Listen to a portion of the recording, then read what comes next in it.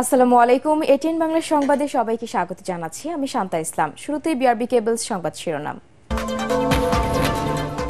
দেশের আকাশে শাওয়ালের চাঁদ দেখা যায়নি। আগামীকাল পবিত্র ঈদ উল ফিতর। ঈদ জামাতের জন্য প্রস্তুত জাতীয় ঈদগাহ, 5 স্তরের নিরাপত্তা।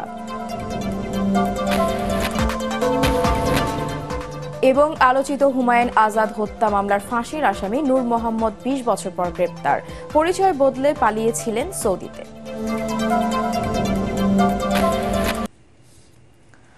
শুনছিলেন বিআরবি কেবলস সংবাদ শিরোনাম। এবারে বিস্তারিত। দেশের আকাশে মঙ্গলবার কোথাও পবিত্র শাওয়াল মাসের চাঁদ দেখা যায়নি। আজ 30টি রোজা পূর্ণ হবে। আগামীকাল বৃহস্পতিবার দেশে উদযাপিত হবে পবিত্র ঈদ উল ফিতর।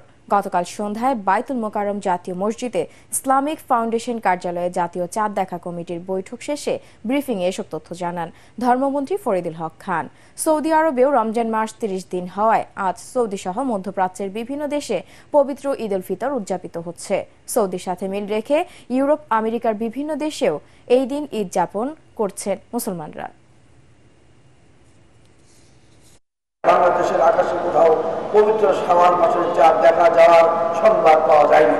প্রেক্ষিতে আগামী 1 শাওয়াল 1445 হিজরি, 28 চৈত্র 1430 বঙ্গাব্দ, 11 এপ্রিল 2024 তারিখ বৃহস্পতিবার সারা দেশে পবিত্র ঈদ উল ফিতর উদযাপিত হবে ইনশাআল্লাহ।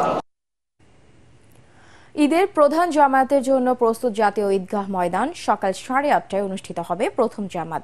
রাষ্ট্রপতি, প্রধান বিচারপতি, মন্ত্রিপরিষদের সদস্য, মুসলিম দেশের কূটনীতিকরা সহ নগরবাসী যাতে স্বাচ্ছন্দ্যে ঈদের নামাজ আদায় করতে পারেন সেই জন্য সিটি কর্পোরেশন ও আইন শৃঙ্খলা রক্ষাকারী বাহিনী নিয়েছে প্রয়োজনীয় ব্যবস্থা। বিস্তারিত মিজান শাহজাহানের রিপোর্টে। 25,400 বর্গমিটার আয়তনের জাতীয় ঈদগাহে অন্যবারের মতো এবারও মহিলাদের নামাজ পড়ার জন্য আলাদা স্থান রাখা হয়েছে। বৃষ্টি হলে যাতে ময়দানে পানি প্রবেশ না করে সে ব্যবস্থাও রাখা হয়েছে। তবে কালবৈশাখীর মতো বড় রকমের দুর্যোগ হলে ঈদ উল ফিতরের প্রধান জামাত হবে বাইতুল মোকাররম জাতীয় মসজিদে। পুরুষ 31,000 এবং মহিলা 3,500 সহ আমরা মনে করছি যে 35,000-এর মুসল্লি এখানে একত্রিতভাবে একসাথে জামাতে অংশগ্রহণ করতে পারবে। এবার ঈদ জামাতের নিরাপত্তায় 5 স্তরের নিরাপত্তা বলয় থাকবে বলে জানিয়েছে আইন শৃঙ্খলা রক্ষাকারী বাহিনী। ঢাকা শহরের 184টি ঈদগাহ ময়দান এবং 1488টি মসজিদ, প্রত্যেকটিতে আলাদা আলাদা নিরাপত্তা ব্যবস্থা গ্রহণ করা হয়েছে। পবিত্র ঈদ উল ফিতরের সার্বিক নিরাপত্তা নিশ্চিত করতে র্যাব সারা দেশব্যাপী গোয়েন্দা নজরদারি বৃদ্ধি করেছে। গোয়েন্দা তথ্য, সাইবার মনিটরিং সহ অন্যান্য তথ্য বিশ্লেষণপূর্বক পবিত্র ঈদ উল ফিতরকে কেন্দ্র করে কোনো ধরনের জঙ্গি হামলার ব্যাপারে সুনির্দিষ্ট তথ্য পাওয়া যায়নি। ঈদগাহ মাঠে জায়নামাজ ব্যতীত কোনো রকমের ব্যাগ নিয়ে প্রবেশ করতে পারবেন না মুসল্লিরা। ঈদের জামাতের পর বুকে বুক মিলিয়ে কোলাকুলি করবেন ধর্মপ্রাণ মুসলমানরা। তারা জানিয়ে দিবেন এই বুক সর্বকালের সর্বশ্রেষ্ঠ মহামানব হযরত মুহাম্মদ মুস্তাফা সাল্লাল্লাহু আলাইহি সাল্লামের উম্মতের, যেখানে কোনো হিংসা বিদ্বেষের স্থান নেই, আছে শুধু বুক ভরা ভালোবাসা। তবে ইসলামী চিন্তাবিদরা বলছেন, লোক দেখানো আলিঙ্গন নয়, অন্তরের বীজ বিসর্জন দিতে পারলেই ঈদের আনন্দ অনুভব করা যাবে প্রতিদিন। জাতীয় ঈদগাহ থেকে মিজান শাহজাহান, এটিএন বাংলা, ঢাকা। লাখো মানুষের ঈদ যাত্রায় ব্যস্ত দেশের সড়ক মহাসড়ক। যানবাহনের বাড়তি চাপে ভোগান্তিতে ঘরমুখো মানুষেরা। যদিও এবারের ঈদে ছুটি বেশি দিন হওয়ায় অনেকেই আগেভাগে স্বস্তিতেই বাড়ি ফিরেছেন, তবে শেষ মুহূর্তে মহাসড়কে রয়েছে যানবাহনের ধীরগতি। প্রতিনিধিদের পাঠানো তথ্যচিত্রে বিস্তারিত জানাচ্ছেন মাজহারুল হক মুহাজির।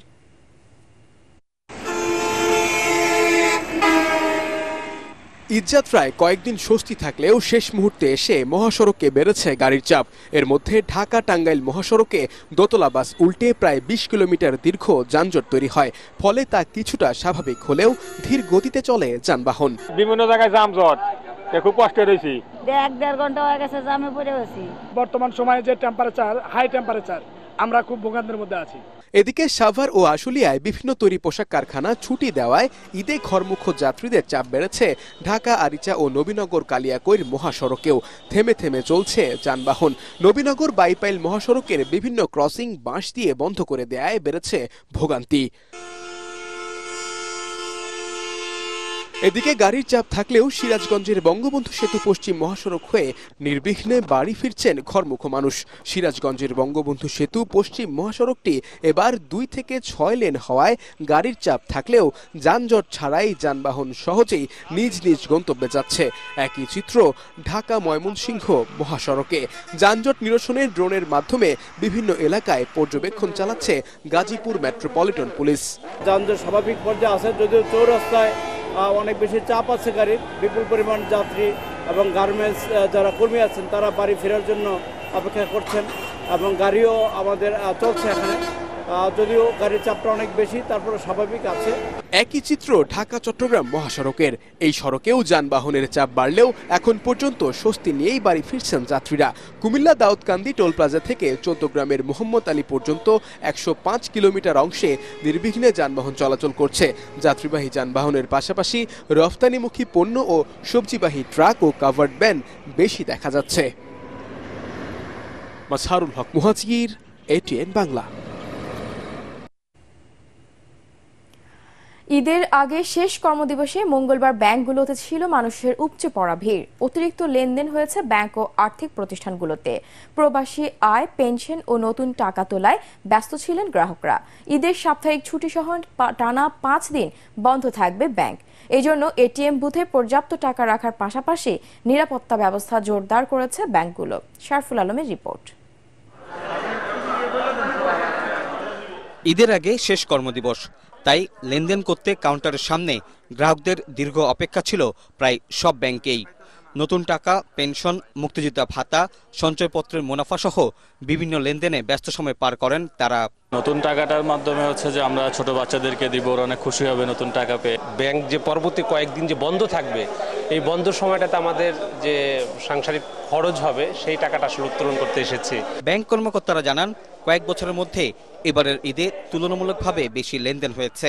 শেষ দিনের বাড়তি চাহিদা মেটাতে ব্যাংকগুলো বিভিন্ন শাখা আগে থেকে প্রস্তুতি নিয়ে রেখেছিল। কয়েকটা ব্যাংক থেকে ঘুরছি, ঘুরে ঘুরে টাকা পাই নাই, দেন এখানে এসে পাইছি, কিন্তু তারপরেও দেখতে পাচ্ছি যে এখানে বেশ ব্যতিক্রম, শুধুমাত্র বড় নোটগুলোই দেওয়া হচ্ছে। কিছু টাকা উঠেই নিতে যাচ্ছি এখন, কারণ ছুটির দিনে আর কোথায় টাকা পাবো। শেষ দিন আজকে সকাল থেকেই মোটামুটি বেশ ভালো চাপ।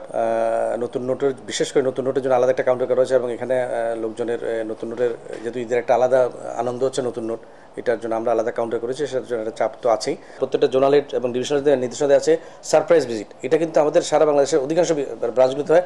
সারপ্রাইজ ভিজিট হচ্ছে ছুটির দিনে শাখা প্রধান অথবা সেকেন্ড অফিস যে কোনো একজন ভিজিট করবে এবং এটা কোনো সময় নির্ধারিত থাকবে না। লেনদেন শেষে দুপুরের পর থেকেই ফাঁকা হতে থাকে ব্যাংক পাড়া। শারফুল আলম, ATN বাংলা, ঢাকা। দীর্ঘ 20 বছর পর গ্রেপ্তার হয়েছে আলোচিত অধ্যাপক হুমায়ুন আজাদ হত্যা মামলায় মৃত্যুদণ্ডপ্রাপ্ত আসামি জেএমবি নেতা নূর মোহাম্মদ। সৌদি আরব থেকে পরিবারের সাথে ঈদ করতে আসলে গত রাতে বিমানবন্দর থেকে তাকে গ্রেপ্তার করে পুলিশের অ্যান্টি টেররিজম ইউনিট। 2004 সালের হুমায়ুন আজাদকে হত্যা চেষ্টার পর ভিন্ন নামে পাসপোর্ট করে দেশে ছাড়ে নূর মোহাম্মদ। মোস্তাফিজুর রহমানের রিপোর্টে বিস্তারিত। বহুমাত্রিক লেখক হুমায়ুন আজাদকে হত্যার মিশনেই সরাসরি অংশ নেন জেএমবি নেতা নূর মোহাম্মদ। পরে আত্মগোপনে থেকে নাম পাল্টিয়ে ভিন্ন পাসপোর্টে পাড়ি জমান সৌদি আরবে। আইনশৃঙ্খলা বাহিনীর চোখ ফাঁকি দিয়ে 2017 সালে দেশে আসেন নূর। তবে এবার পরিবারের সাথে ঈদ করতে সে ধরা পড়ে পুলিশের অ্যান্টি টেররিজম ইউনিটের কাছে। পুলিশ সদস্য হোক, চেয়ারম্যান হোক বা পাসপোর্ট ডিপার্টমেন্টের হোক, যাদের যাদের আছে সেটা আমরা দেখব এবং আমরা দেখে যাদের তার এই মিথ্যা পরিচয় বাইরে যাওয়ার পিছনে যাদের সহযোগিতা ছিল তাদের বিরুদ্ধে ব্যবস্থা নেওয়ার জন্য আমরা যেটা ব্যবস্থা গ্রহণ করা আইনগত সেটা আমরা গ্রহণ করব। প্রাথমিক জিজ্ঞাসাবাদে অপরাধ স্বীকার করেন নূর মোহাম্মদ। এ ঘটনায় মৃত্যুদণ্ডপ্রাপ্ত পলাতক আরেক আসামি সালাউদ্দিন সালে ভারতে আত্মগোপনে রয়েছে বলে জানান সংস্থাটির প্রধান।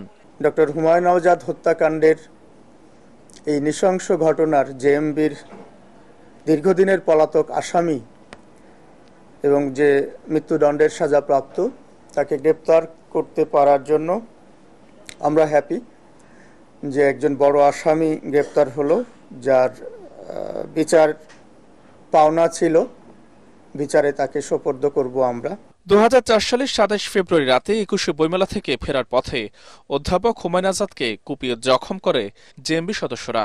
ওই হামলার পর বিক্ষোভে ফেটে পড়ে অনেকেই। মুস্তাফিজ রহমান, এটিএন বাংলা, ঢাকা। এবারের ঈদের নারীদের পছন্দের তালিকার শীর্ষে রয়েছে পাকিস্তানের সালোয়ার কামিজ, আগানুর, সাদাবাগার ও গুল আহমেদ। এছাড়া বিদেশি পোশাকের পাশাপাশি কদর রয়েছে দেশীয় শাড়ি, জামদানি, টাঙ্গাইল ও রাজশাহী সিল্কের। আরো জানাচ্ছেন আনন্দ তাসিনরি।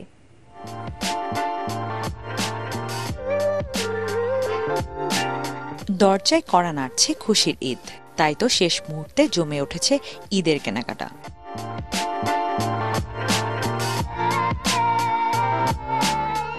বিশেষ করে রাজধানীর বিপণী বিতানগুলোতে নারীদের ভিড় চোখে পড়ার মতো। পোশাকের পাশাপাশি জুতা, অলংকার ও প্রসাধনী কিনতে ছুটছেন সব বয়সী মেয়েরা।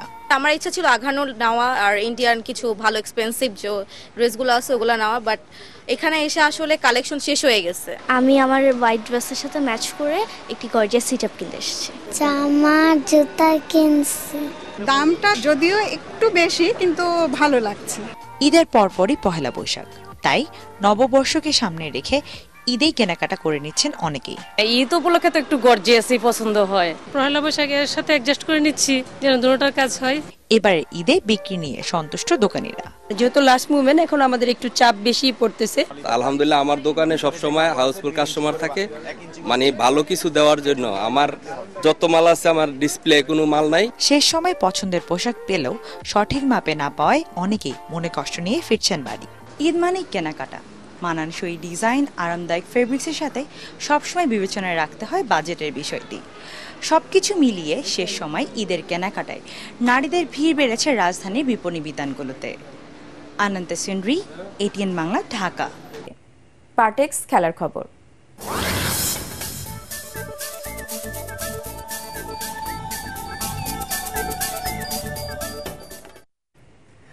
অবসরের প্রায় 3.5 বছর পর পাকিস্তান দলে ফিরলেন মোহাম্মদ আমির। বাহাতি এই পেসারকে অন্তর্ভুক্ত করে নিউজিল্যান্ডের বিপক্ষে 5 ম্যাচের টি-20 সিরিজের দল ঘোষণা করেছে পাকিস্তান ক্রিকেট বোর্ড। 17 সদস্যের দলে ফিরেছেন অবসর ভেঙে আন্তর্জাতিক ক্রিকেটে ফেরার ঘোষণা দেয়া ইমাদ ওয়াসিমও। এছাড়া চোটের কারণে দীর্ঘদিন দলের বাইরে থাকা পেসার নাসিম শাহ আর সংযুক্ত আরব আমিরাতের হয়ে খেলতে চাওয়া উসমান খানকেও ডাকা হয়েছে জাতীয় দলে। 32 বছর বয়সী আমির পাকিস্তানের হয়ে সর্বশেষ আন্তর্জাতিক ম্যাচ খেলেছিলেন 2020 সালের আগস্টে। শেষ করার আগে বিআরবি কেবল সংবাদ শিরোনাম আরও একবার। দেশের আকাশে শাওয়ালের চাঁদ দেখা যায়নি, আগামীকাল পবিত্র ঈদ উল ফিতর। ঈদ জামাতের জন্য প্রস্তুত জাতীয় ঈদগাহ, 5 স্তরের নিরাপত্তা।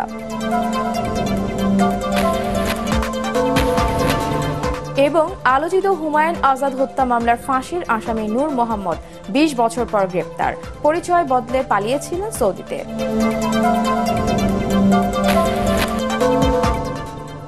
পরবর্তী সংবাদ দেখার আমন্ত্রণ জানিয়ে এখনকার মতো শেষ করছি। এটিএন বাংলা সংবাদ ইউটিউবে দেখতে ব্রাউজ করুন youtube/ATN Bangla News। ধন্যবাদ।